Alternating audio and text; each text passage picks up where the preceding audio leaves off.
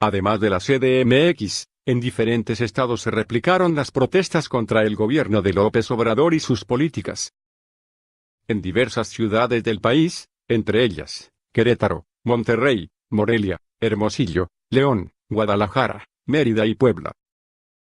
Ciudadanos se manifestaron contra las políticas implementadas por el presidente Andrés Manuel López Obrador. En Querétaro, cientos de ciudadanos se sumaron a la marcha silenciosa contra las políticas de López Obrador, a 5 meses de haber iniciado su gestión.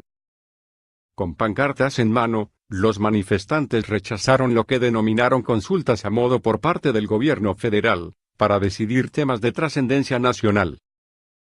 No somos fifís, somos mexicanos, así no AMLO, y fuera el socialismo, son algunas de las frases que se vieron en las pancartas. Algunas de las cuales fueron colocadas en ventanas y puertas de viviendas del centro histórico local. La marcha contra las acciones del gobierno de López Obrador se replicó en varias ciudades del país, incluyendo la Ciudad de México, donde se manifestaron 15,000 personas, de acuerdo con la Secretaría de Seguridad local. Leer así no, AMLO, reclaman con marcha en CDMX que el presidente hace un mal gobierno en Morelia, Michoacán. Un contingente de personas caminó con dirección al centro. La movilización fue encabezada por el político panista Salvador López Orduña.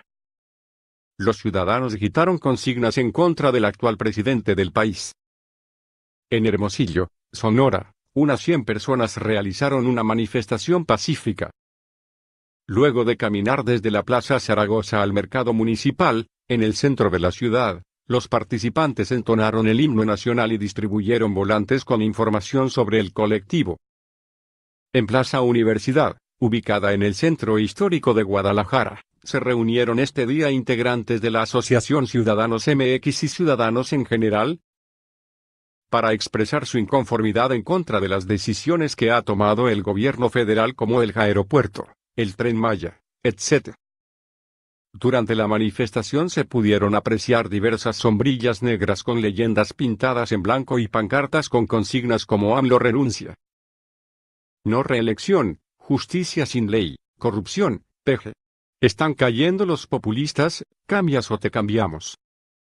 En León, Guanajuato, el expresidente de México, Vicente Fox Quesada, encabezó una marcha en contra de las políticas del actual jefe del Ejecutivo Federal.